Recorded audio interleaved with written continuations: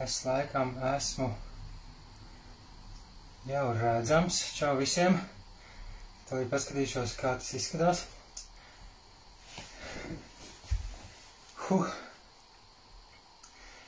Vēl nedrīkst sākt stresot, vēl drusku jāsaņemās, jāpaciešās. Ceru, ka viss izdosies kā iecerēts.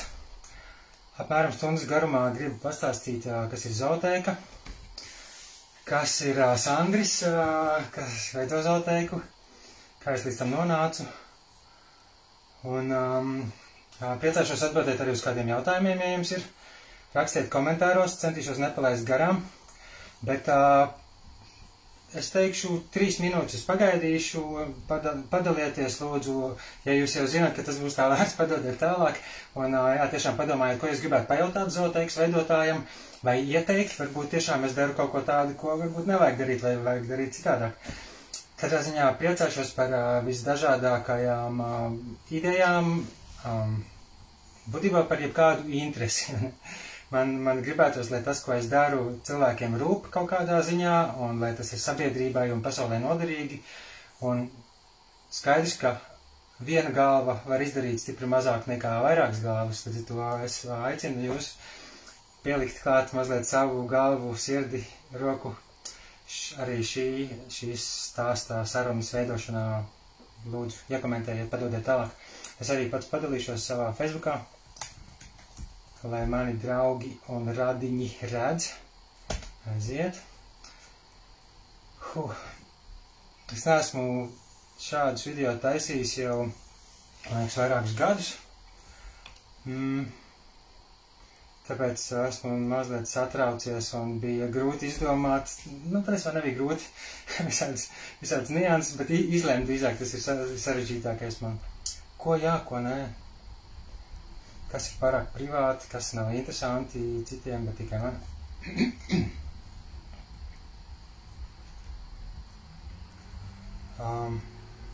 Es ceru, ka var dzirdēt arī. Ka skaņa ir ieslēgta, tas man arī jānotestē patiesībā pašam. Pēc tam es nogriezīšu visu lieko nost. Lai mani draugi un skaņa ir ieslēgta, tas man arī jānotestē patiesībā pašam. Pēc tam es nogriezīšu. Ok. Klausos tagad vienu no savām mīļākajām dziesmām, lai uzmundrinātos, bet viņi patiesībā nejauši sāk skanēt, jo es klausījos manrakstu nākamajam raidījumam, kurā tā dziesma ir iekļauta.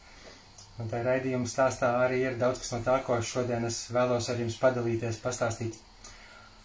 Jā, aiz muguras, tas ir mammas grāmatplaukts, bet es saliku visādas grāmatas, kas ir man bērnībā bijušas svarīgas, ko man mamma ir sagādājusi visādos veidos. Varat papētīt, bet es pastāstīšu pēc mirkļa. Tā. Jā, es klausos Boston More Than a Feeling, tāds 70 kaut kādā 6. vai 8. gada dziesmu, ko es nejauši atradu, klausoties Blur kasetes senos laikos, kur kāds bija pierakstījis to dziesmu klāt. Man ļoti iepatikās. Tāds pilnīgi neko nesaistīts fakts.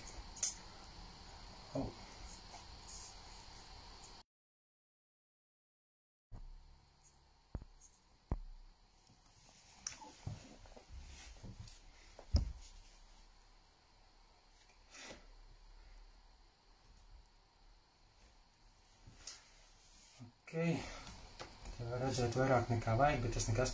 Tātad man ir spīkeris datorā, man ir spīkeris uz lapas, bet es droši vien šo to arī improvizēšu savā stāstā un vēlos jums parādīt arī visapkārt šādas tādas lietas, kas ir, manuprāt, būtisks šajā stāstā par zootēku, par zootēkas veidotāju.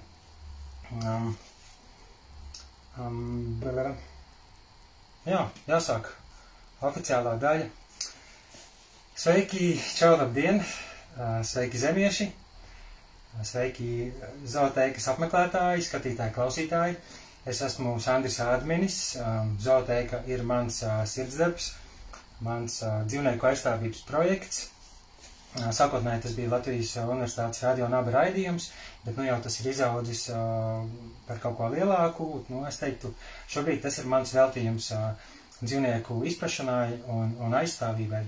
dažādām idejām un praksēm, veidiem, kā mēs varētu sadzīvot labāk ar visdažādāko sugu būtnēm. Un jā, šis ir pirmo reizi vairāk gadu garumā tāds tiešraides video, ko es saņemos izveidot, parādīt jums arī savu šņukuru, savu snuķi, purnu, knābi, kā to gribat saukt. Un par video saturu skatieties aprakstā. Tad, kad beigsies, es pierakstīšu arī minūtes klāt, lai uzreiz var ielikt cilvēkam interesē kaut kas konkrētāks, ko es stāstīšu. Bet īsi sakot, ar šodienas stāstu es vēlos atzīmēt divas lietas.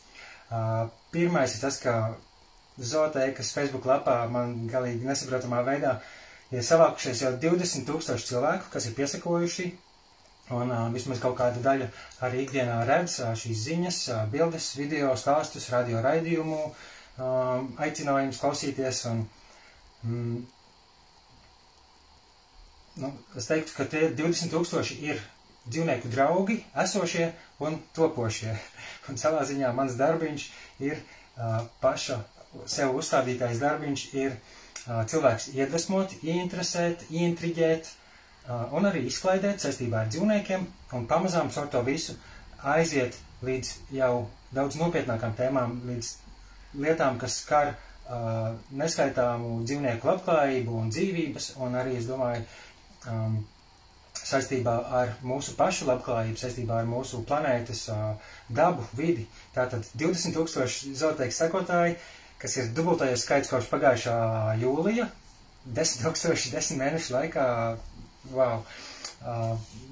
Es pats lepojos ar šo panākumu, bet man arī gribējās, lai tie tiešām ir ne tikai cilvēki, kas seko kaut kādai anonīmai, nesaprotamai lapai, bet arī ar jums iepazīties, pastāstīt, kas tas ir par čāli, kas to visu veido, kāpēc to veido, kāpēc man tas ir svarīgi un kā es labprāt ar jums sadarbotos visādos veidos.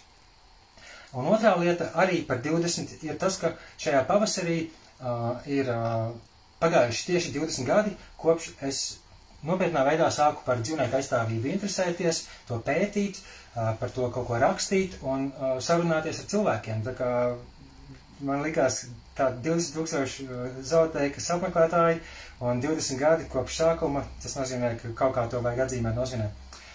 Un pirms 20 gadiem es mācījos vidusskolas 11. klasē, bija ieraksta ZPD, un par to es jums pastāstīšu turpmākās pusstundas, drīzākajos stundas laikā.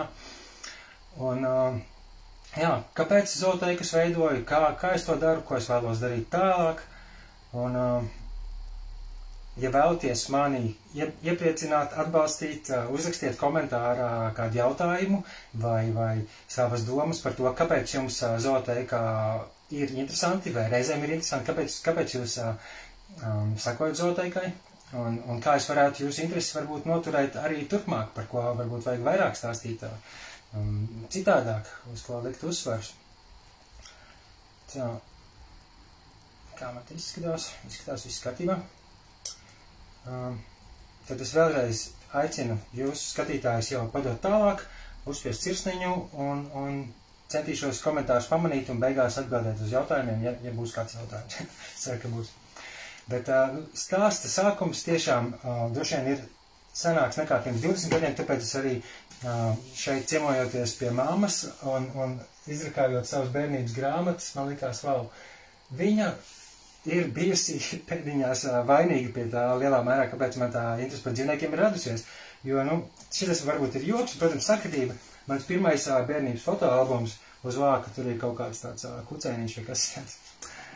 Pirmās bildes redzamas, es domāju, tas nav nekas baigi netipiski, bet ar lāča mantu, mīkstā mantiņa, lācis. Te kaut kādas zaķu uzlīmes vēl raidojās, kas bija laikam vispār krustmāte sagādāts fotoalbums. Lai kā liekas, ka tie dzīvnieki ir visur. Tas ir droši vien normāli bērniem kopumā, un rotaļlietas, domāju, lielākā daļa ir ar dzīvnieciņiem. Bērnu grāmatas un mūtenes lielākā daļa ir ar dzīvniekiem. Un tāpēc nav arī brīnums, ka tas ir man saglabājies manos bērnības relikviju krājumos, un es ceru, un es ticu, ka tas tā ir ļoti skaista lieta, ko mēs varam darīt ar savas sabiedrības jaunāko paudzi. Pirmais, par ko mēs ar viņiem runājam, ir labestība, līdzjūtība, draudzīgums pret citām dzīvām būtnēm, kas ir līdzīgi kā mēs. Un tieši tāpēc es arī šīs mazās grāmatiņas te izvilku. Par Cirka Dambo grāmatā mazliet pašķirstīju, širstot bērnības grāmatas, tik daudz visādas atmiņas uzplaicinījumi, flashbacki, un liekas, ka tas savijās kopā ar to, kas pēc tam ir noticis. Šeit ir no Dambo, Cirka Dambo grāmatiņa no Walta Disneya, kur ziloņu mazulis un māte cirkā iet cauri visādiem pārdzīvojumiem, un 30 gandrīz gadus vēlāk es iesaistījos kampaņā par to, lai ziloņu cirkā vairs nebūtu ar pavisam lielu nopietnību. Starp citu, es arī biju par cilvēcīgu cirku kampaņas nosaukuma izgudrotāji. Par izgudrojumiem runājot, manas mammas sagādātās bērnu jauniešu enciklopēdijas par vidi, par dabu, par mazliet arī par transportu. Es par to iedomājos samērā maz par visādām tehniskām lietām, bet daudz vairāk par dažādām zinātnēm, par dažādām vēstures tēmām, par senatni, par ārkārtīgi interesēju visādas dinozauru tēmas, aizvēsturiskie dzīvnieki. Šo iespējams manas paudzes cilvēki labi atceras grāmatu Sprīdītis dodas pasaulē ar visādām pasaules tautu attēliem un kartēm un dzīvniekiem attēlotiem senatnīgajiem un mūsdienīgajiem. Es atceros, ka es ārkārtīgi daudz laika pavadīju šķirstot šīs grāmatas, pētot, lasot, pēc tam arī zīmējot pats visādus tādus radījumus, un es domāju, daudz no jums arī ir ar šādām grāmatām auguši vai saviem bērniem gādājuši, vai kaut kas līdzīgs ir bijis jūsu krājumos. Katrā ziņā es esmu tik ļoti pateicīgs mammai, ka viņa ir to man sagādājusi, jo man tiešām šķiet, ka tas ir līdzis pamatus manai interesē gan par dzīvniekiem, gan par dabu, gan par vēsturi, par senajām visādām kultūrām. Šitās ir man mīļākās bērnu enciklopēdijas. Ir vēl čupa, bet es parādu savus favorītus, kas iespējams kaut kādā mērā izpaužas arī Zoltēkas darbībā. Un jā, starp citu, māma joprojām mani apgādā ar visādām dzīvnieku tēmu materiāliem no dažādiem žurnāliem, avīzēm, šitas saistībā ar dzīvniekiem valodu. Viņa regulāri noliek man uz rakstām galda vai kaut kur citur kādu rakstu no kāda žurnāla atrastā vai kaut ko tam līdzīgi, kas man varētu interesēt, jo viņa zina, kas man interesēs, ar viņu runāju par visām šīm tēmām, un tādā ziņā manuprāt, ir ārkārtīgi paveicies, kā ar māmu par to visu var runāt, un viņi saprot un atbalstā un pat iesaistās. Tā, es mēģināšu arī čekot, skatīties pulksteņu laikus, lai neaizpļāpātos pārāk tālu. Tad man ir vēl milzīgi kaudze ar materiāliem, ko es gribēju tikai nodemonstrēt. Lūk, šādas vairākas mapas ar bukletiem par dzīvnieku tiesību tēmām, no dzīvnieku tiesību konferencēm, uz kurām es esmu bijis vairākus gadus pēc kārtas Luksemburgā un Beļģijā un Polijā. Un tie materiāli, manuprāt, ir arī ārkārtīgi ietekmējuši to, kā un ko es stāstu zootēkā. Protams, mūsdienās var atrast un izlasīt svaigu jaunāko informāciju internetā, bet tādi drukātie materiāli tomēr ļoti uzrunā, ka tu vari pašķirstīt, papētīt. Un tajā laikā, pirms 20 gadiem, 11. klasē mācoties, to tiešām šobrīd es uzskatu kā savus pirmsākumus, bet tas jau bija savā ziņā uz kaut kādām karstām, siltām oglēm saistībā ar visādām citām tēmām, ko jūs te redzējāt. Jā, te vēl dažas aizmugurē grāmatas. Šitā patiesībā man laikam ir mīļākā, vai vismaz viena no mīļākajām bērnības enciklopēdijām, ārkārtīgi skaisti zīmējumi, ļoti interesanti fakti, kurus joprojām es mierīgi varētu likt arī zootēkā publicēt. Tie nav fakti bērniem, tur ir ļoti skaisti attēli un ļoti interesanti, tiešām pamatoti stāsti un fakti par to, kā šie dzīvnieki dzīvo, kā viņi uzvedas, kā viņi vairojās, kā viņi redz. Un, jā, acis. Nesen bija par dzīvnieku acīm arī zootēkā. No literatūras, jā, Žils Verns topā, daudz kas vēl cits, doktora Dolitla stāstīja, Darēls, atbrīvotāji, Meža gudrība rokas grāmata, kas bija no sērijas par Donalda Daka brāļu dēliem, 3 ļoti bērnībā svarīgi. Un te otrā pusē, jā, te ir atgādījums par to, ja vēlties zootēku atbalstīt patreon.com, to visvairāk es iesaku darīt, var uzstādīt regulāro ziedojumu, sakot no 1 eiro vai dolāru mēnesī. Protams, var arī PayPal un bankas kontā, to es pēc tam pierakstīšu apakšā. Šeit vēl ir rotaļlieta, varbūt grūti saskatīt, te ir maza pīlīte, tāda rotaļa pīlīte, kas varbūt arī jums ir bijusi bērnībā. Un suns nesen atradu, ka māma ir saglabājusi arī bērnības rotaļlietu kaudzes, tā kā tās tiešām relikvijas. Un tad blakus vēl viena cita pīle, ko es atradu jūras krastā, izskalot vai kā, droši vien niedrēm, šī otra pīle, ko jūs varbūt redzat vai neredzat. Tas ir māneklis, ko izmanto medībās, cik es saprotu, ieliek piešņorē pie kāda tur ankura apakšā, ķieģeļa vai kā, un tad pīles pa gabalu lido, pamana un nolaižās, un medniekam ir medījums. Un es ar to gribēju teikt, vai jūs informēt, ka es kolekcionēju dažādus priekšmetus saistībā ar dzīvniekiem, ar dzīvnieku un cilvēku miedarbību visdažādākajās jomās, un es ar laiku gribētu izveidot tādu kā muzeju tematisku, kur pie katra no šiem objektiem būtu klāts stāsts, un kur varētu arī, kas varētu kalpot izglītojošiem nolūkiem, varbūt skolēniem un pieaugušajiem. Katrā ziņā, ja jums ir kādi interesanti objekti, kas varētu iedarēties tādā izstādē, dodiet ziņu, un es labprāt papētīšu un varbūt pieņemšu jūsu dāvanu. Bet jā, par tiem 20 gadiem, to tiešām laikam var saukt par zootēkas pirmsākumu vai vienu no pamatakmeņiem, jo tad es mācījos 11. klasē, bija jāgatavo zinātnisks pētnieciskais darbs, kas ir tāds kā vidusskolēnu lielais referāts, mazliet līdzīgi kā augstskolā diploma darbi, kursa darbi. Un es tajā laikā biju ieinteresējies par veģetārismu. Es neatceros, no kurienes man tā ideja radās, bet es to laiku biju tāpat kā tagad garmatains, jocīgi ģērbies ērmas, kam arī patika dīvaina mūzika un interesēja varbūt tādas dīvainas aizdomīgas tēmas. Tā skaitā visādas pseidovēstures spekulācijas par aizvēstures astronautiem, par parapsiholoģijas visādām sazvērstību teorijām un dīvainās mākslas nozares, vai stili, kā to nosaukt, dadaisms, surreālisms, piemēram, tas viss mani tik ļoti uzrunāja, ka varbūt nav brīnums, ka savā ziņā tas tāds drusku dumpīgais gars bija nobriedis izlausties uz āru arī attiecībās to, ko es lieku savu šķīvjā un vēderā. Un līdz ar to es uzrakstīju ZPD par tēmu veģetārisms kā dzīvesveids, apkopojot tā laikā informāciju, kas bija pieejama bibliotēkā, internetā. Pirms 20 gadiem internets bija diezgan nabadzīgāks nekā šobrīd tukšāks. Tad daudz nevarēja atrast informāciju. Un es izveidoju nelielu anketu ar nepilniem 100 respondentiem par ko cilvēki zina un domā par veģetāru uzturu.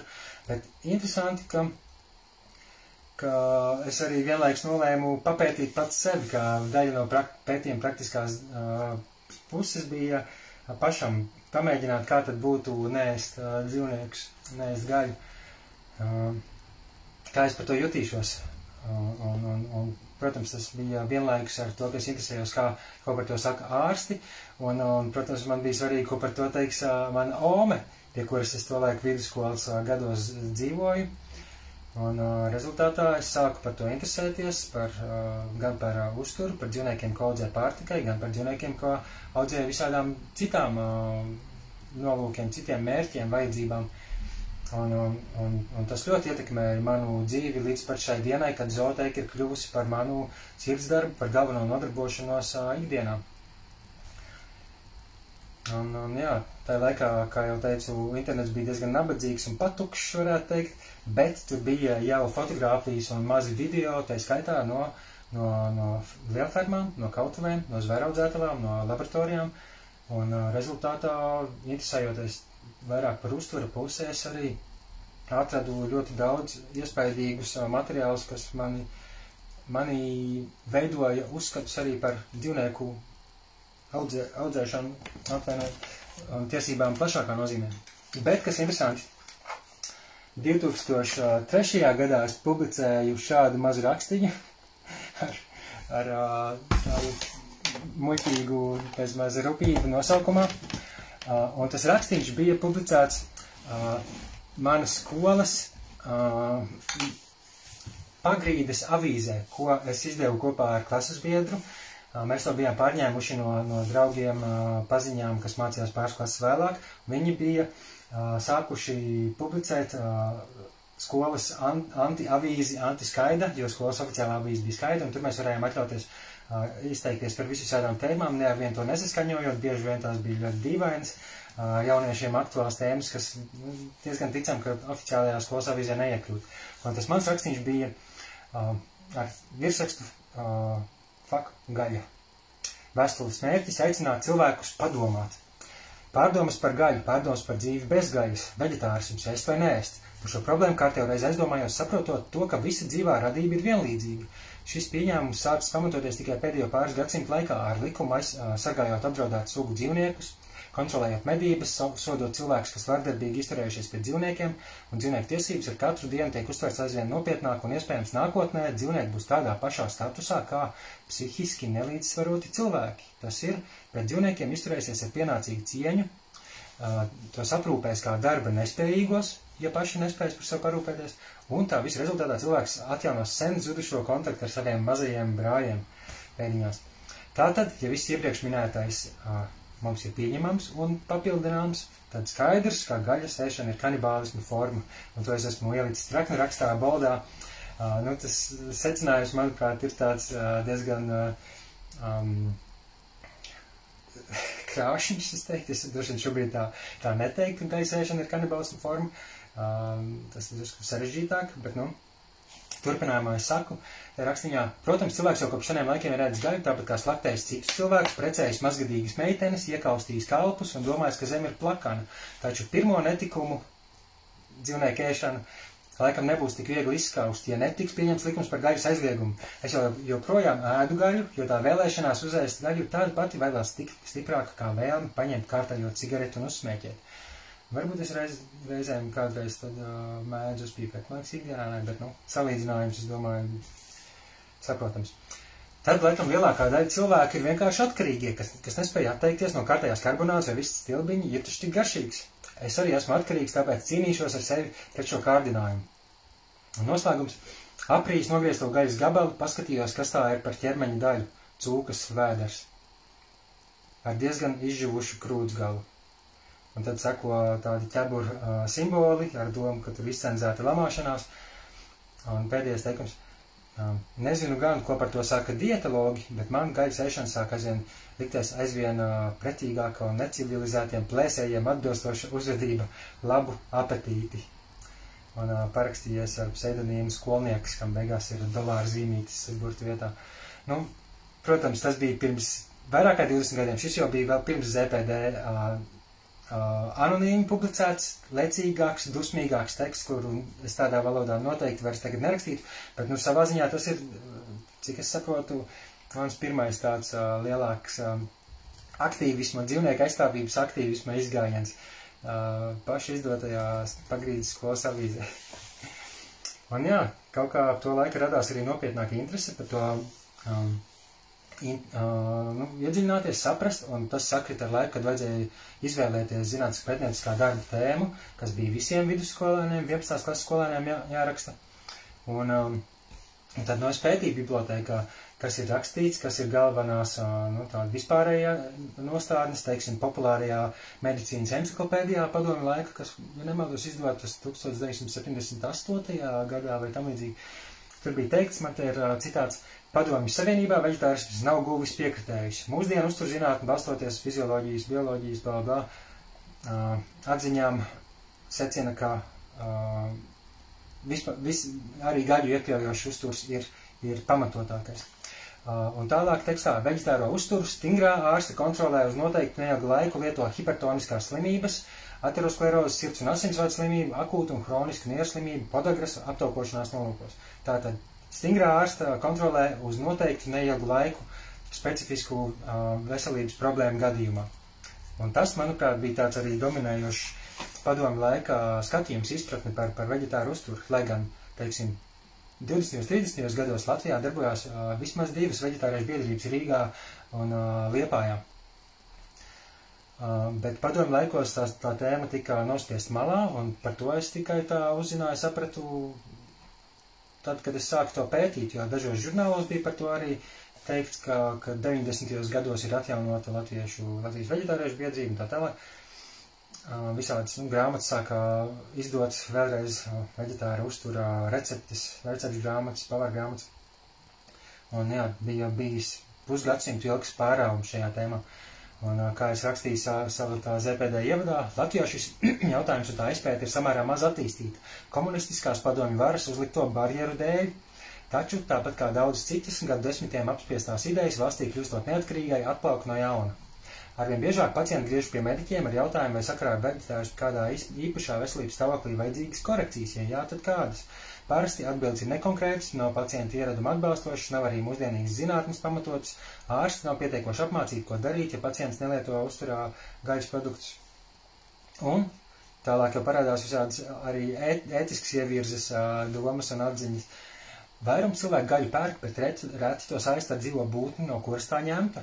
Tie maz zina vai nezina neko par to, kā šis produkts iegūts. Bieži vien cilvēki vienkārši nevēlas par to domāt, jo tas nav patīkami. Ja cilvēkiem pašiem vajadzētu sevi apgādāt, medījot vai nokaujot dzīvnieku, tad visticamāk daudz pārtraukt lietot gaļu.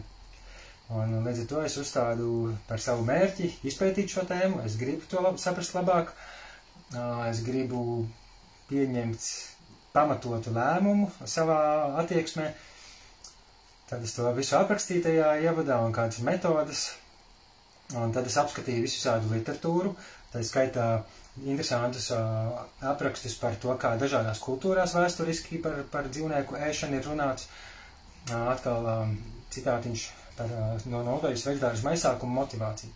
Kultūras, ticības, veselības un vienkārši modes dēļ aizvien vairāk cilvēku visā pasaulē pievērš veģetārismam. Viena no izplatītākajiem motivējumiem ir tas, kā aizvien vairāk tiek apspriest veselības un dzīvnieku tiesību jautājumi. Gan arī katru gadu parādās kāda jauna slimība, kas saistīta ar lopkopības produktiem, putnu gripa, govi trakums, raiga un citas. Pasaulē pieaug aptaukošanās problēma, dzīvnieku laika gaitā kļūst aizsargājami, tiesīgi uz normāliem dzīves apstākļiem, un cilvēks kļūst atbildīgs par sev piederošu dzīvnieku, līdzīgi kā par savu bērnu. Taču pasaulē dominēja pārliecība, ka tas, ko kultūrā radījis cilvēks, ir nozīmīgāks par dabā eksistējošo. Tāpēc dzīvnieki ir kā īpaša juridiska kategorija, kas atrodas starp cilvēku un mantu. Un šis ir praktiski 1:1 tas, ko es joprojām zootēkā stāstu un par ko es nesen arī uzrakstīju publikāciju žurnālam Jurista vārds, kas ir, manuprāt, mans iespējams lielākais sasniegums dzīvnieku aizstāvībā, nopietnākais pienesums. Ja rīt man dzīve beigtos, es teiktu, jā, skatieties uz to, tur ir pateikts vissvarīgākais. Bet jā, es to pašu, vai vismaz tādu frāzi biju pieminējis jau pirms 20 gadiem, tas man mazliet šokēja pārsteidz. Un tad ir citāts no filozofijas grāmatas, kas pēc tam bija mācība grāmata studējot filozofiju. 19. gadsimta ekonomistu un Kārļa Marksa mācība par maiņas vērtību atņēma dabai pašvērtību. Iekavās teikts, ekonomisti nespēja paraudzīties uz dabu citādi, kā vien jautājot, cik tā maksā. Marksa izpratnē vērtība ir fiksēts darba daudzums, kas ieguldīts lietas radīšanā, un tā kā daba nav cilvēka radīta, tai nav vērtības. Pat ja tiek vērtēta, piemēram, zemes auglība vai meža bagātība, tas tiek darīts attiecībā pret cilvēka vajadzībām. Tātad dabas un dzīvnieku vērtība lielā mērā tiek noteikta saistībā ar to, kāds mums no tā labums. Un manā skatījumā tas ir dominējošais skatījums jau bijis ilgus gadus, un šobrīd ļoti ar lielu spēku turpinās, un tas, ko daru es un citi dzīvnieku aizstāvi, manuprāt, ir mēs mēģinām to mainīt, lai aizvien vairāk un skaidrāk un godīgāk tiek atzīts, ka dzīvniekiem ir vērtīgi pašiem par sevi, jebkurai sajūtošai būtnei, kas spēj ciest un pārdzīvot, līdzīgi kā mēs, ir jābūt tiesībām netikt pakļautām nepamatotām, nevajadzīgām ciešanām, mocībām, ka to drīkst pieļaut tikai ar īpašu attaisnojumu, ar īpašu iemeslu. Un, manuprāt, ļoti daudz joprojām izplatīti dzīvnieku izmantošanas veidi neatbilst šādam kritērijam, šādam nosacījumam. Daudziem cilvēkiem jau no dzimšanas ir iegūts pret gaļu, nāve un asiņaini skati izraisa tajos šausmas. Jūtīgi bērni nespēja samierināties ar to, ka viņiem jāēd savu agrāko rotaļbiedu nedzīvie ķermeņi. Vecākiem rodas problēmas pretrunu dēļ, jo dzīvnieki, kuri esot labi un mīlami, kā stāsta maziem bērniem, ir tomēr jānogalina, lai viņus apēstu. Tad vēl tā es runāju savā pētnieciskajā darbā 11. klasē par to, ka apzinātās veģetāriešu kustības saknes sniedzas līdz pat senajai Grieķijai, kur dzīvojas matemātiķis un filozofs Pitagors, rietumu pasaules veģetārismu tēvs. Viņš dibināja reliģisku brālību, kas sekoja strikta asketiskiem principiem, un to skaitā bija nenogalināt dzīves radības, atturēties no asins izliešanas, nekad neēst gaļu, turklāt līdz pat 19. gadsimtam veģetārieši tika saukti par pitagoriāņiem vai pitagoriešiem. Un šī tēma toreiz es par to pirmo reizi droši vien lasīju, bet pēc tam es esmu par to stāstījis gan raidījumos, gan lekcijās, jo tas, man liekas, arī fascinējoši, ka jau senās Grieķijas, senās Indijas laikos bija cilvēki, kas par to rakstīja, kas par to runāja, diskutēja, un bieži vien, cik ir saglabājušies teksts no tā laika, tās diskusijas un argumenti bija ārkārtīgi līdzīgi tiem, kas ir šobrīd, bet milzīgu laika posmu starp mūsdienām un to laiku dažādu politiski, reliģiski, ideoloģiski iemeslu dēļ tās diskusijas praktiski bija izslēgtas. Tas man liekas fascinējoši. Bieži vien veģetārieši atturas no alkoholiskiem dzērieniem un smēķēšanas. Mūsdienās vairākums veģetārieši ir ar vidusmēru ienākumiem un augstāku izglītību. Savu ēšanas ieražu dēļ tie, it īpaši vegāni, ir vairāk vai mazāk norobežojušies no apkārtējiem. Viņiem ir tendence uz asketismu un abstraktu gara skaidrību, lai ko tas arī nozīmētu. Tas bija laikam citāts no A. Mūrnieka grāmatas Ieskats kultūras un reliģiju vēsturē. Tā kā es pētīju tādu kultūra vēsturisko arī aspektu šim visam, jo, man tas interesēja daudz plašāk nekā uzturveids. Uzturveids bija savā ziņā tas vienkāršākais. Tēmas sašaurinājums, ko var konkrētāk pētīt, jo, ja es to pētītu ZPD ietvaros visu, tur man nepietiktu ar 34 lapusēm, kā tas bija. Un tad es apskatīju visādus šos izplatītākos veģetārismu paveidus, ko tas iekļauj, ko tas izslēdz.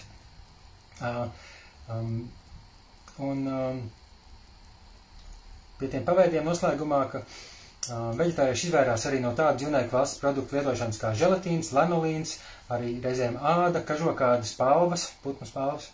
Veģetāru uzturu motivācija laika gaitā ir mainījusies. Sākotnēji tam bija ētiska un reliģioza pārliecība, konsekventi sakojot bauslim, tev nebūs nokauts. Taču šodien tam par pamatu ir veselības un ekoloģiski apsvērumi.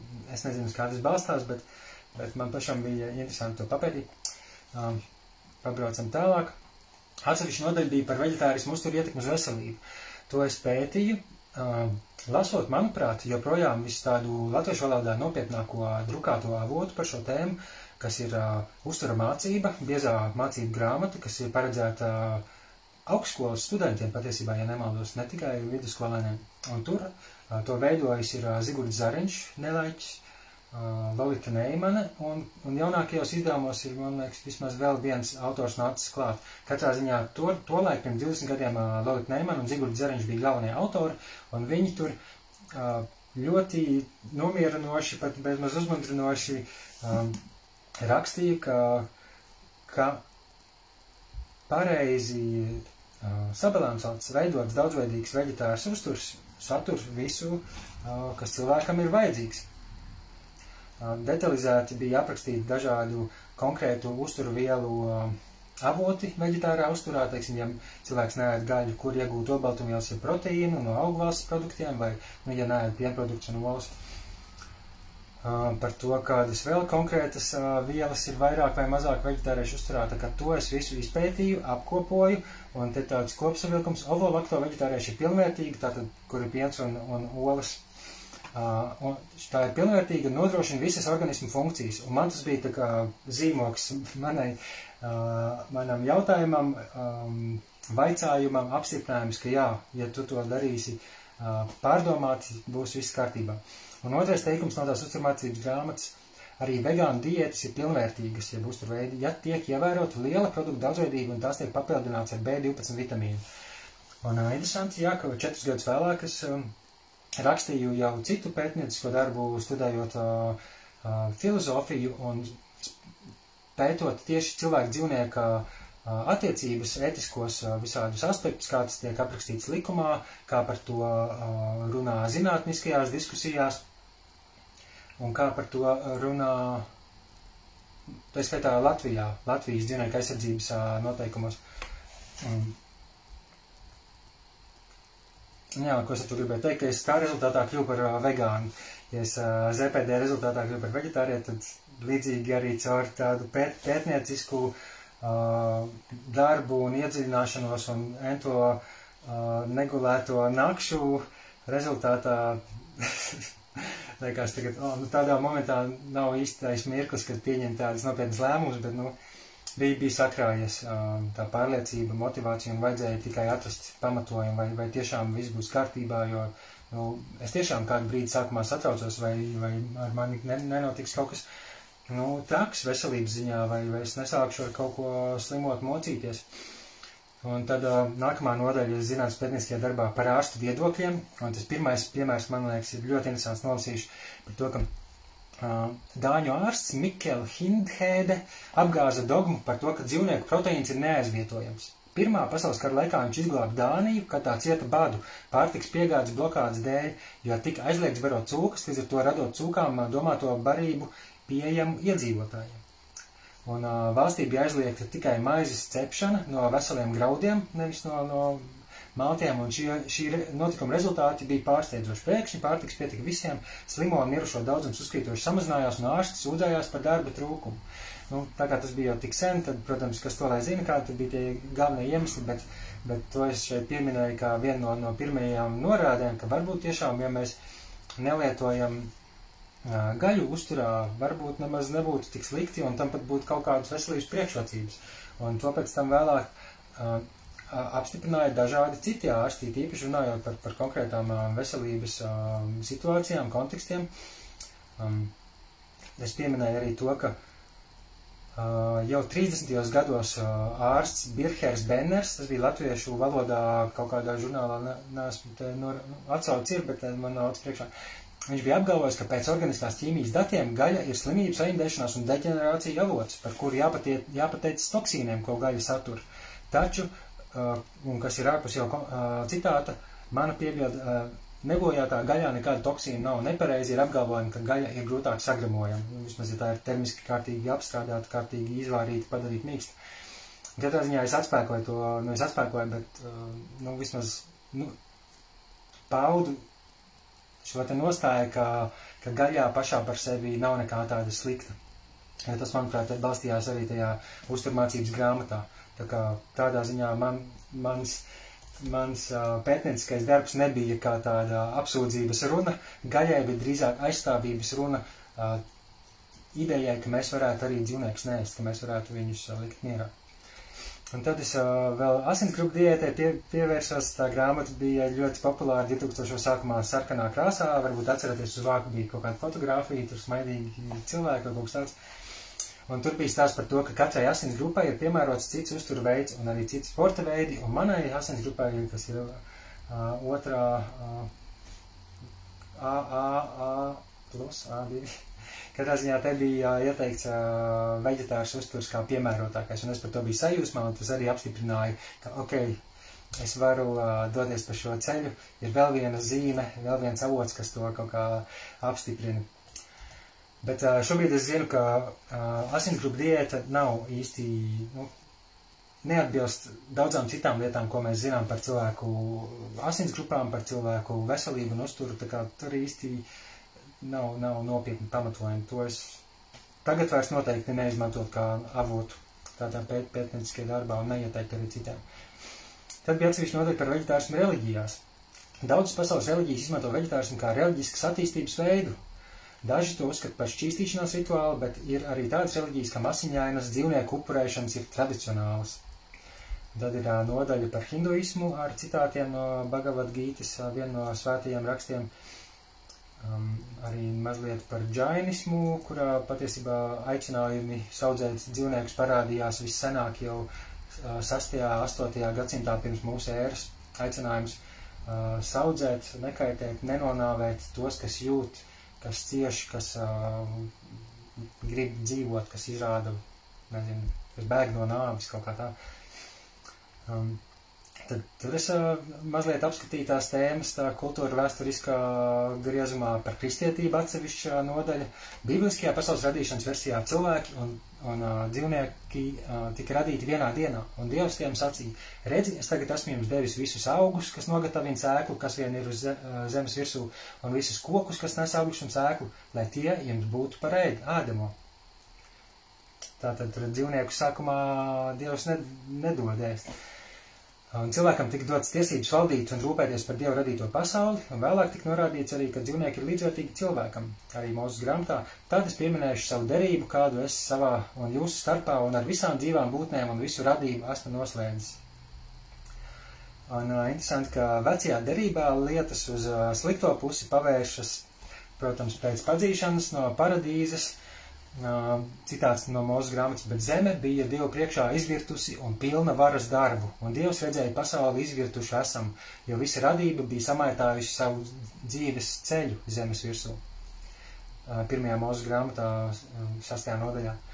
Un vēlāk Jesajas grāmatā vēl interesantāks citāts fragments, ko es esmu atradis, neatcerās, kā es saucot, bet pravietis Jesaja noraida āršķību, bet uzsver aktīvu sirds un darbu likumību. Man ir apnikuši jūsu aunu un barotu teļu dedzināmie upuri, man netīk jēru un āžu asinis. Es jūs tomēr neuzklausu, jo jūsu rokas ir aptraipītas ar asinīm. Mazgājieties, šķīstieties, pārtrauciet ļaunos darbus manā priekšā, pārtrauciet ļaunu darīt, mācieties labu darīt, meklējiet taisnību, stājieties pretī varmācībai. Tāds fragments man pat nebija palicis atmiņā no Bībeles, bet, un es arī šajā nodaļā nepaužu nostāju, ka kristietība ir tā kā pilnībā par dzīvnieku saudzēšanu likšanu mierā. Drīzāk tas ir kā piemēra tam, ka arī bībeliskajā pasaules skatījumā ir diezgan daudz aicinājumu svētajos rakstos bijuši, un varbūt nav brīnums arī, ka gavēnis, kas ir no senākā nozīmē vārdam gavēnis, ir izturēties ar godbijību, ar cieņu no senkrievu valodas. Un anketā, ko es arī cilvēkiem lūdzu aizpildīt savu pērnieciskā darba nolūkos, tur arī bija jautājums par to, vai jūs ieturat gavēni, un neviens no gandrīz 100 cilvēkiem neatbildēja, ka ietur, ieskaitot vienu mācītāju, tā kā tā tēma man savā ziņā likās, laikam jau nav aktuāla, neviens pēc tā nevadās. Un jā, sabiedrības viedoklis par veģetāru uzturu arī nebija īpaši pārsteidzoši. Cilvēki īpaši nebija ieinteresēti šai tēmā. Gaļu neēda vai vismaz centās samazināt daudzumu kaut kādi 5% vai pat vēl mazāk.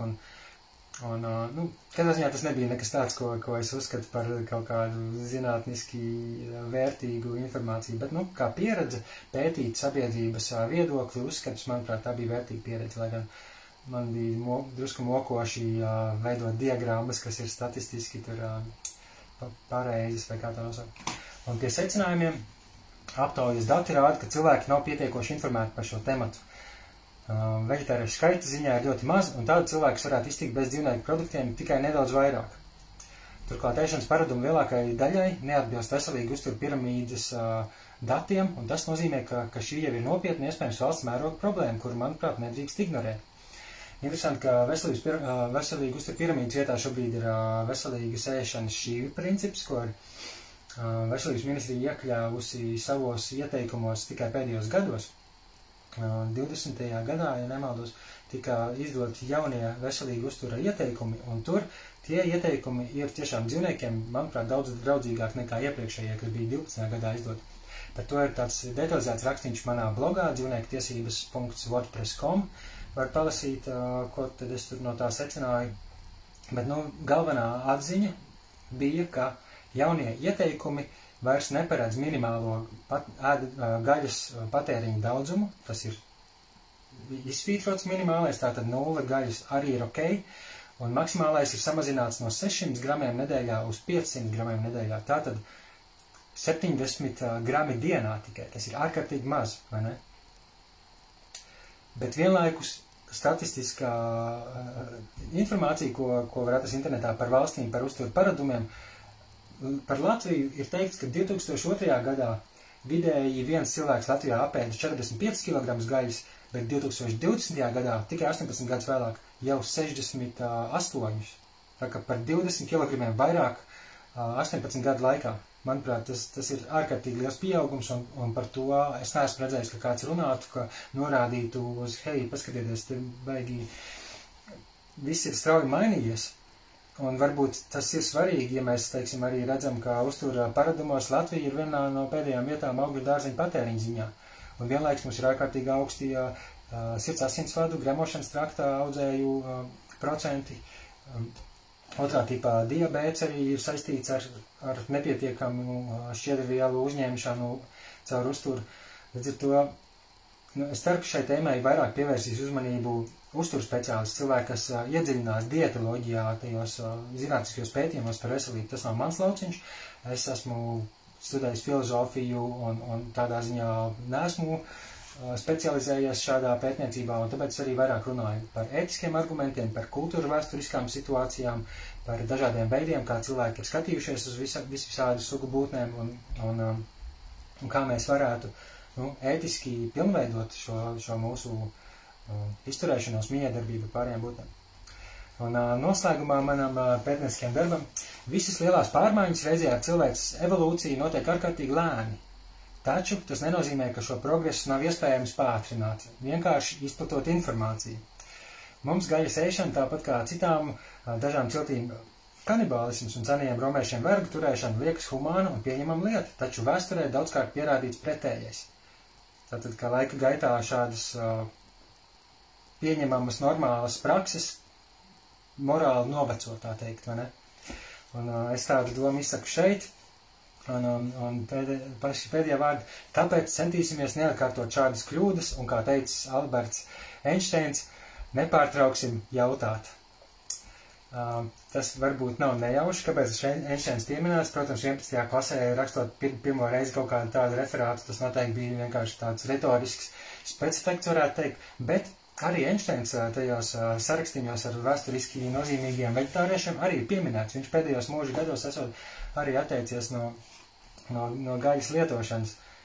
Un es to, ja nemaldos, pieminēju arī savā ZPD aizstāvēšanas darbā. Man ir saglabājušies aizstāvēšanas runā.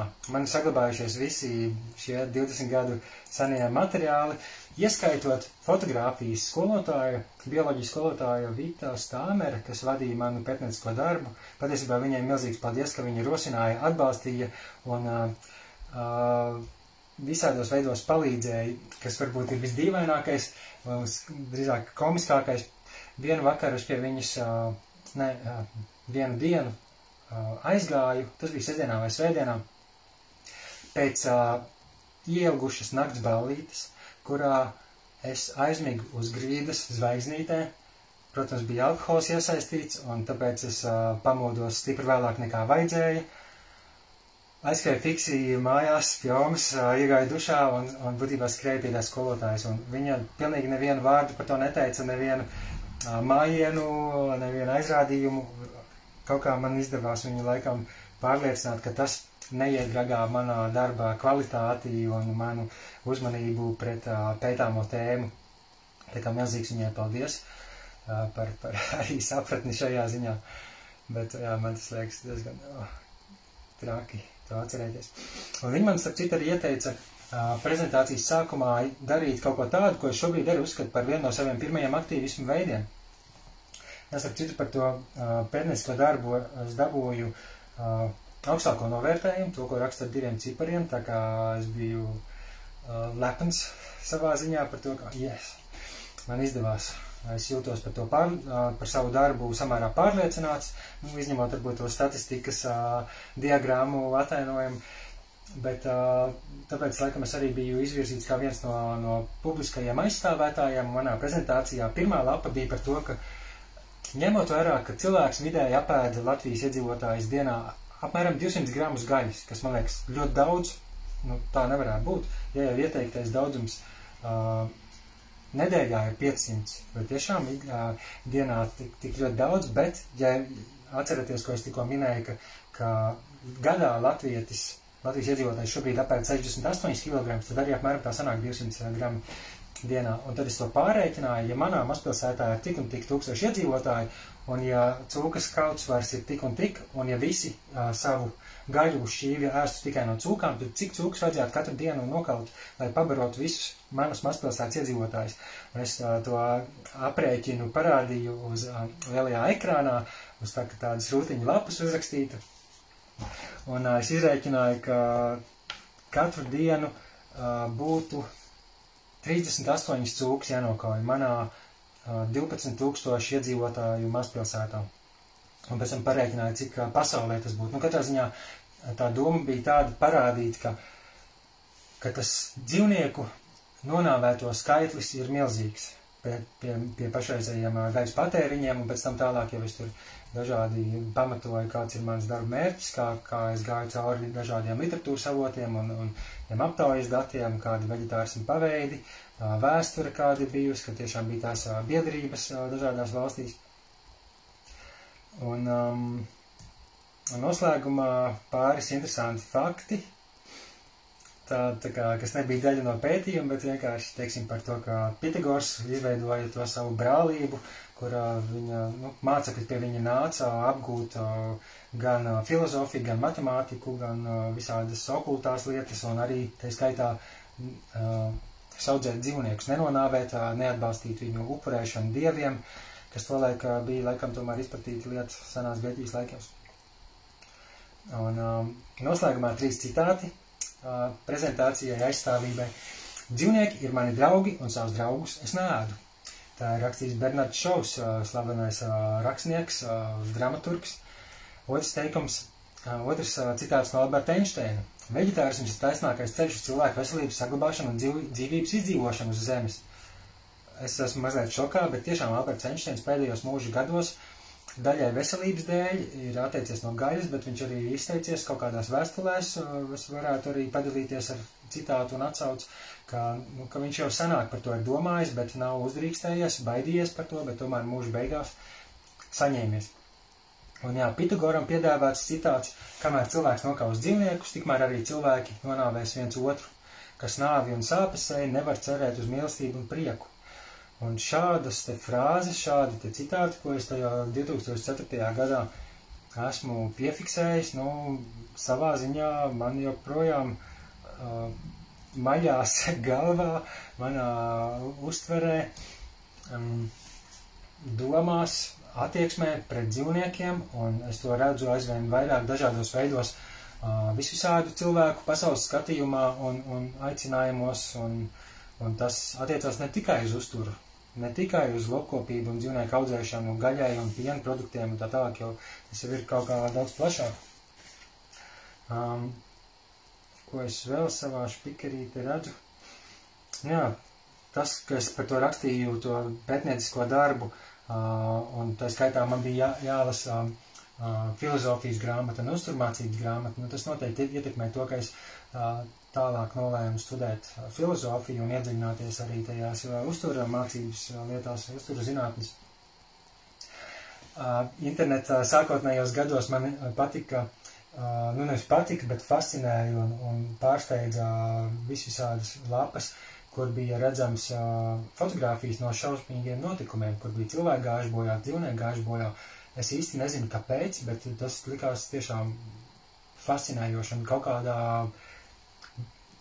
dīvaini, ērmīgi, šausmīgā veidā raisīja ziņkāri. Varbūt tas ir pavisam normāli un saprotami, un daudziem tā ir, ne tikai man bijis.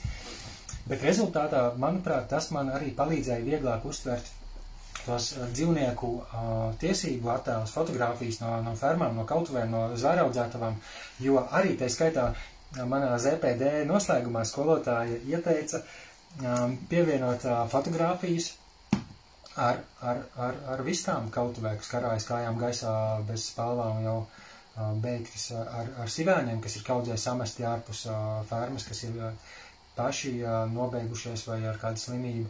Nu, es tos attēlus ieliku kā daļu no mūsdienu masveida dzīvnieku audzēšanas. Un to es neliku aiz sava prāta, bet skolotāji, varbūt es vienkārši viņā radīju tādu iespēju, ka tas man ir svarīgi, ka cilvēki to nav redzējuši, ka es neesmu to redzējis, un viņai tas arī likās interesanti, un tāpēc viņa aicināja to iekļaut. Vēl manā špikerīte ir,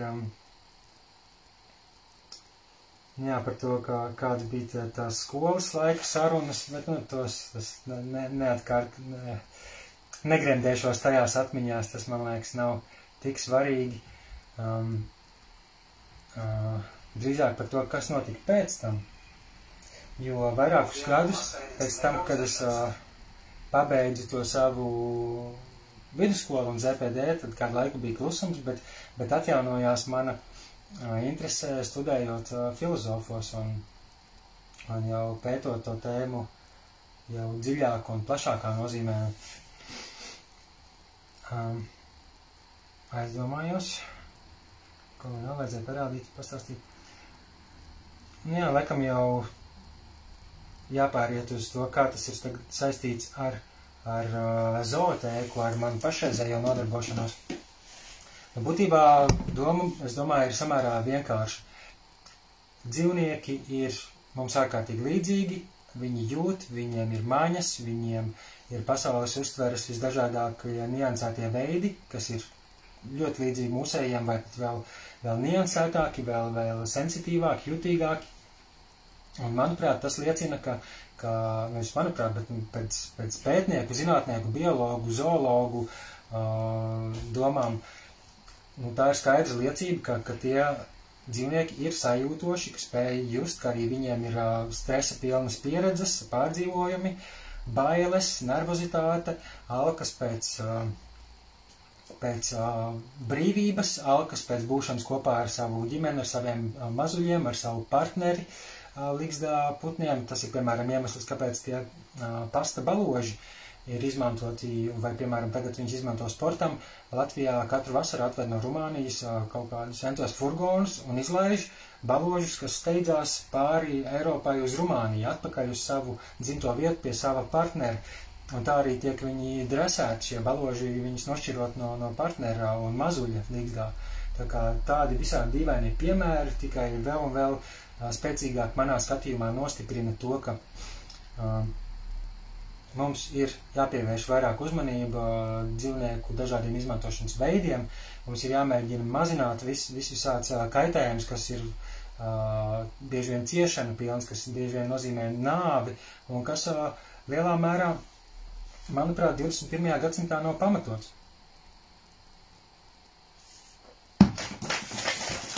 Jā, es šito jau rādīju, bet šajās mapēs ir pilns ar bukletiem par visām tēmām, ko es jau pieminēju, visām citām, par kažokādām, par cirku, par dzīvnieku izmantošanu pētījumos un uzturā, par dzīvnieku pavairošanu, par to, kas notiek ar dažādiem šķirņu dzīvniekiem, un tas viss, manuprāt, veido kopainu tajā zootēkas veidotajā bildē. Tie ir kā tādi puzles gabaliņi kopainā par mums un pārējām dzīvajām būtnēm, sajūtošajām būtnēm uz mūsu planētas. Un es ceru, ka caur tādiem stāstiem, kādi parādās zootēkā, es to attēlu palīdzu saskatīt, izprast un novērtēt un izbaudīt arī plašākai sabiedrībai.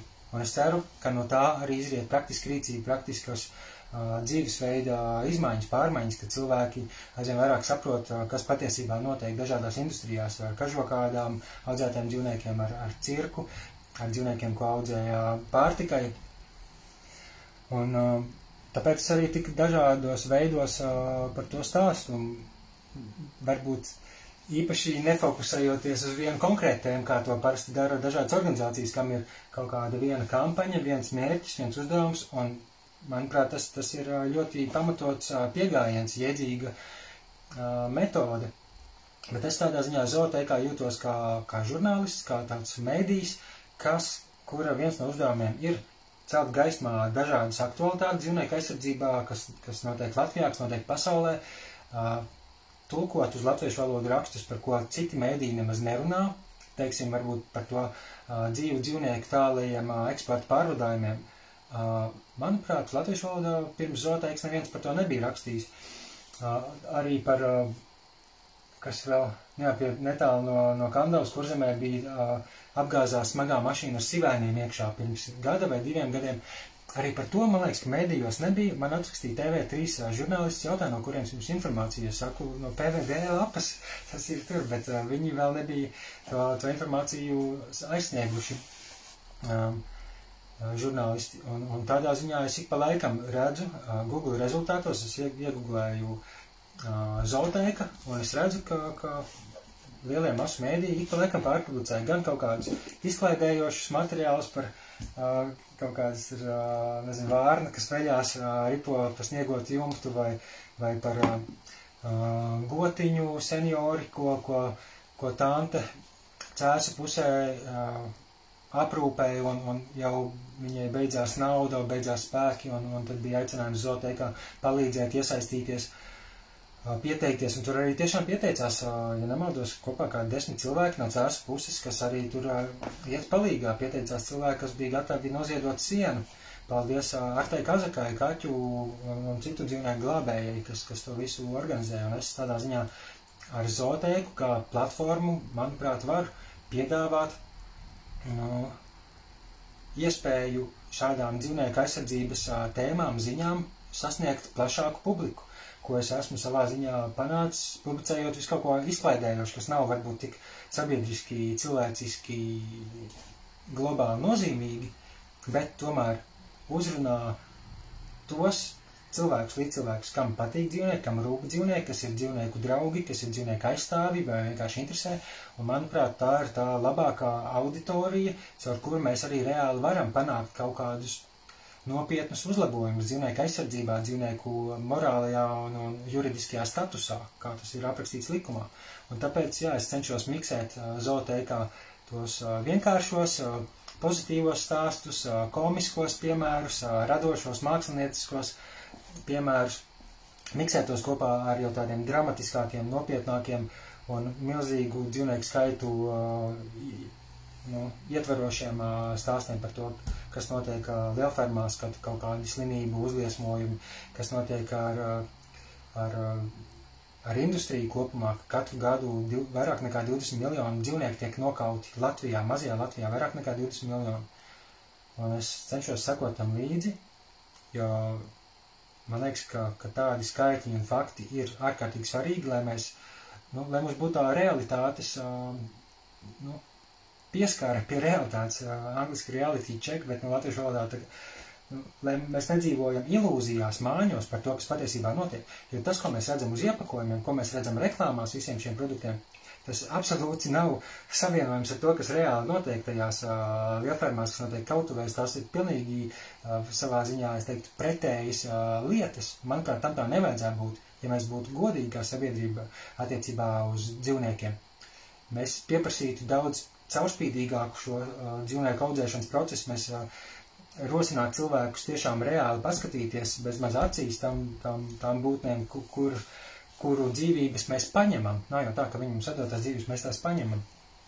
Un jā, tādā ziņā ar tādu pamatojumu arī es publicēju visādus foto un video, kas nav patīkami acīm, jo, manuprāt, tas, kas nav patīkams mūsu acīm, tam arī nevajadzētu pastāvēt mūsu sabiedrībā. Un tas ir viens, es ceru, efektīvs veids, kā mēs tiešām varam sakārtot, dabūt prom no mūsu 21. gadsimta kā cilvēciskās, humānās, attīstītās sabiedrības laukā to, kas ir morāli novecojis. Mēs esam redzējuši, ka pēdējos gados ir tik daudz jau pārmaiņas dzīvnieku aizsardzībā notikuši. Savais dzīvnieku izmantošana cirkā vairs nav atļauta. Dzīvnieku audzēšana kažokādām pēc pāris gadiem vairs nebūs jau atļauta. Paldies dzīvnieku brīvībai. Arī pie šīm 2 kampaņām es esmu strādājis, kad es vēl biju daļā no biedrības, jau kādu brīdi vairs neesmu. Suņu turēšana pie ķēdes, sākot arī no drīza laika, vairs nebūs atļauta. Suņu un kaķu kažokāda tirgošana Latvijā bija atļauta vēl pirms 15 gadiem, ja nemaldos, tikai kad mēs iestājāmies Eiropas Savienībā, tad stājās spēkā noteikums, ka, hei, nu, nevajadzētu, mēs negribam Eiropā, ka tirgo suņu un kaķu ādas, neatkarīgi no tā, kādā veidā tās ir iegūtas, un arī roņu ādas. Kosmētikā, dzīvnieku izmēģinājumi kosmētikā ir pēdējos gados praktiski izstumti laukā no mūsdienu praksēm. Tas tā vairs nav normā pieņemama. Un es domāju, tādā pašā tempā un ar tādiem piemēriem arī turpmāk būs pārmaiņas, uzlabojumi dzīvnieku aizsardzībā.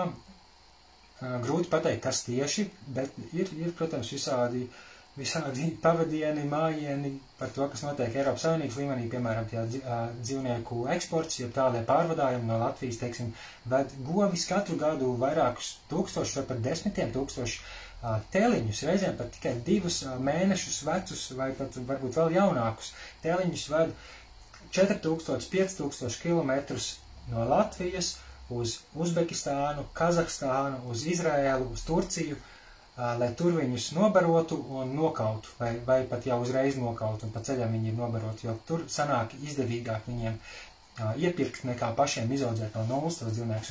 Un tikko Lielbritānija nolēma, ka tas viņiem vairs nav pieņemami. Diemžēl Lielbritānija vairs nav Eiropas Savienībā, tā kā tam ietekme uz Eiropas valstīm būs mazāk nekā varētu gribēties, bet es domāju, tas ir tikai laika jautājums.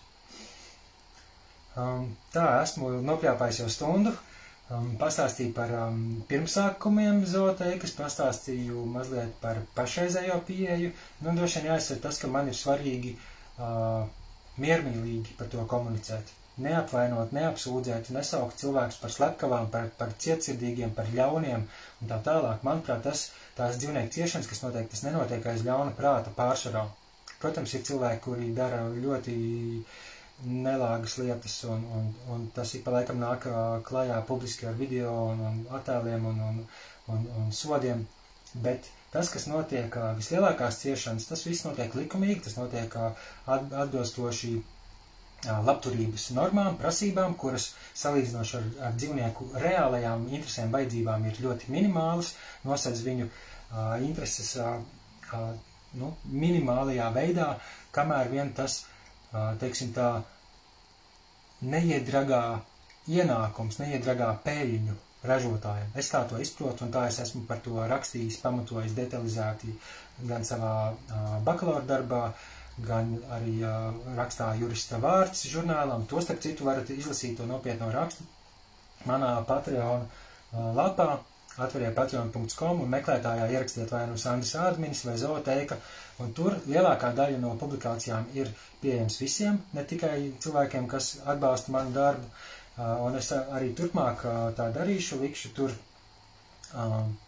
gan kaut kādas aizkulišu lietas, kā es esmu veidojis vienu vai citu projektu, gan publikācijas, kas ir drukātajā presē. Es vienmēr palūdzu atļauju žurnālam, avīzei, vai es drīkstu ielikt arī to publiski visiem internetā, jo nekad tā motivācija nav bijusi saistīta arī ar kādiem ienākumiem. Es to nedaru kaut kāda savu pašlabumu dēļ, lai gan es jūtos par to labāk, un tādā ziņā sirdsmiera dēļ, tas ir, teiksim tā, sevis dēļ, bet es arī to nedaru tikai dzīvnieku dēļ, es to daru sabiedrības labad, jo man liekas, ka tas, kā mēs izturamies pret dzīvniekiem, ir lielā mērā spogulis vai rādītājs tam, kā mēs attiecamies arī pret citiem līdzcilvēkiem. Nu, protams, ne viens pret vienu, bet ja mēs būsim līdzcietīgāki, labestīgāki un godīgāki par to, kā mēs izturamies pret dzīvniekiem, tad es domāju, tas pats arī daudz lielākā mērā attieksies pret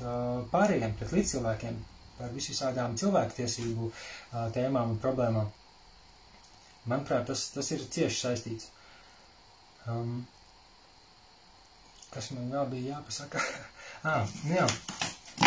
Tagad šajā vasarā es centīšos parādīties visādos pasākumos, labā dabā. Arī vasaras festivālā parādīšos es vismaz ceru, ka izdosies viss ar ģimenēm un bērniem piemērotām aktivitātēm. Varbūt redzējāt bildes, pagājušajā vasarā bija Ventspilī pilsētas svētkos, arī bija zooteikas galdiņš ar atmiņu spēli, kur bērniem jāatcerās, zem kuras lapiņas bija dzīvnieku mamma ar mazuli tāda un šitāda, cūka ar mazo, kaķu māma ar mazo, lapsa ar mazo, koāla, žirafe, un te augšā ir govis ar teliņu. Tajās aktivitātēs ir arī dzīvnieku attēlu izkrāsošana, zīmēšana, un tas ir pavisam vienkārši un attiecībā uz bērniem, bet tikmēr ar pieaugušajiem es parunāju par daudz nopietnākām lietām.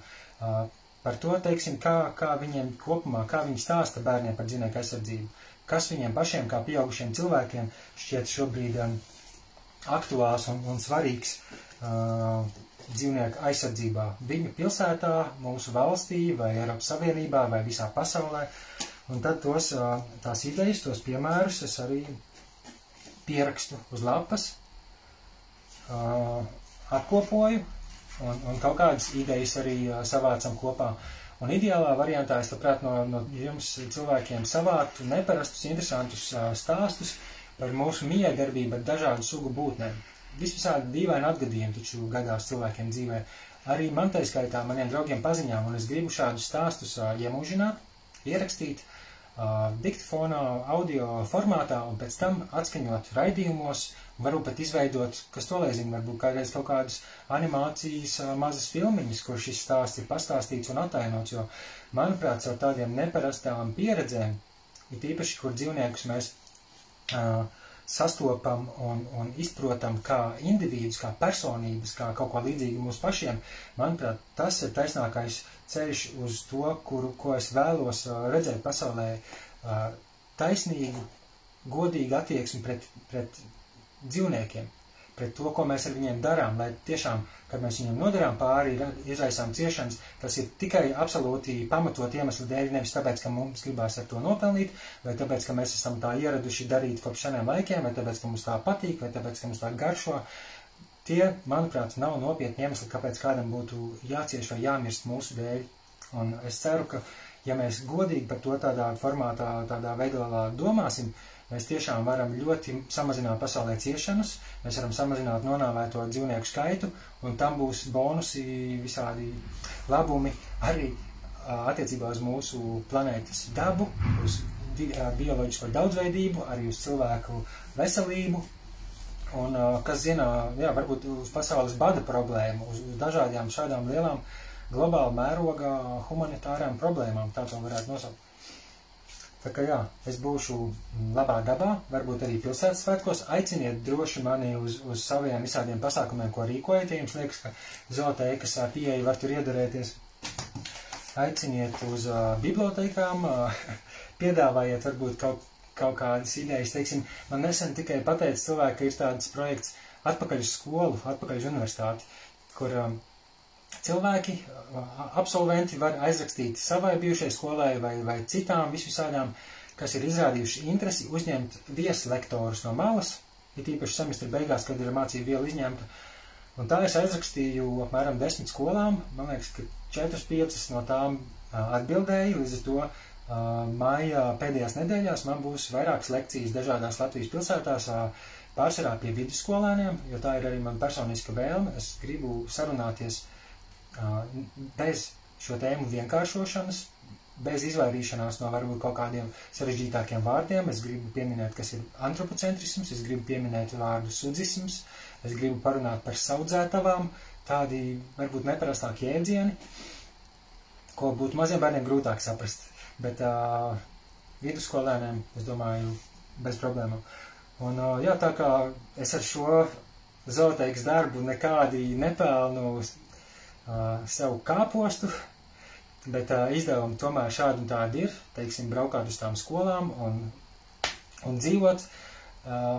Tas ir viens no iemesliem, kāpēc es arī lūdzu savus zooteikas sekotājus, skatītājus, lasītājus, baudītājus, pievienoties vai nu Patreonā ar nelielu ikmēneša ziedojumu, ikviena mazākā summa ir noderīga, un nāk par labu, varat arī norādīt, kam jūs vēlaties, lai to ziedojumu es izlietoju, var arī caur bankas kontu uzstādīt regulāro, ir vairāk cilvēki, kas uzstādījuši 5-10 eiro mēnesī, daži vairāk, daži mazāk, kā nu kurš, un var arī caur PayPal. To visu es uzrakstīšu apakšā video komentāros, tur lejā.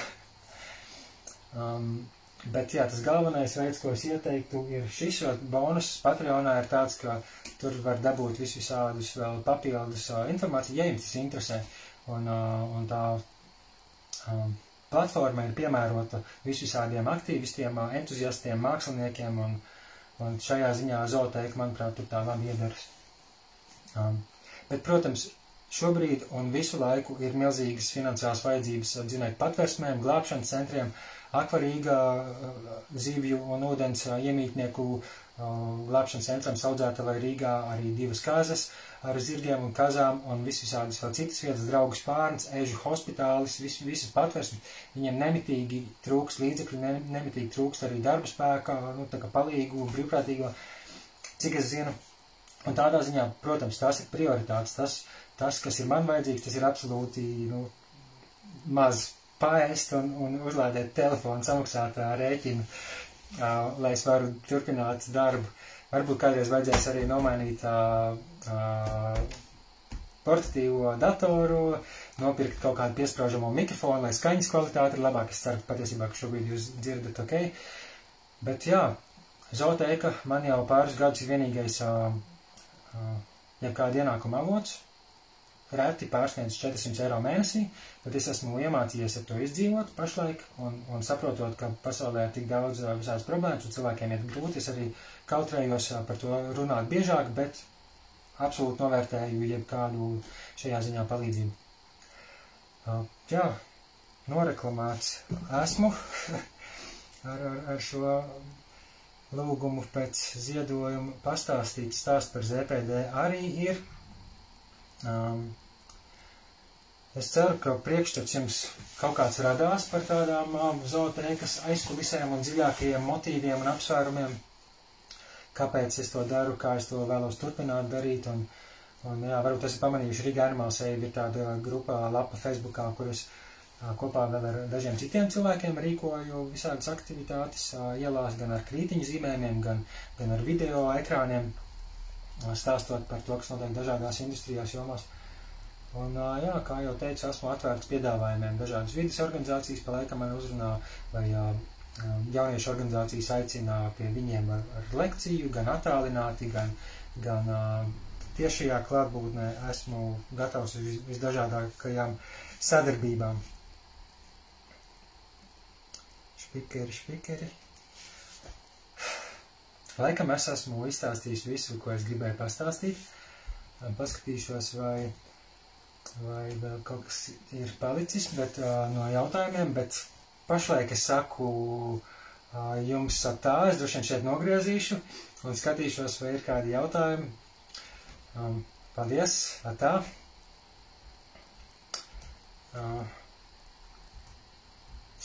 Es saku jums tā, es droši vien šeit nogriezīšu. Droši vien es kaut ko aizmirsu pateikt. Aha, ir 2 komentāri, bet nav neviena jautājuma, ir tikai paldies un paldies. Nu jā, čau Ineta, čau Marija, paldies, ka skatījāties, paldies, ka padevāt tālāk. Iebildes, piebildes, jautājumus, komentārus priecāšos saņemt arī pēc tiešraides un atbildēšu arī droši vien turpat komentāros un jā, iesūtiet visādas idejas, varbūt jums nāk prātā kāds cilvēks, kuru vajadzētu intervēt Zootēkā priekš kādu nākamā raidījuma vai šādas video sarunas. Un jā, sūtiet visādas arī ziņas, kas jums liekas ir Zootēkas pastāstīšanas vērts. Paldies par uzmanību, ceru, ka jums bija interesanti, ceram, ka bija vērts skatīties. Tā, čau!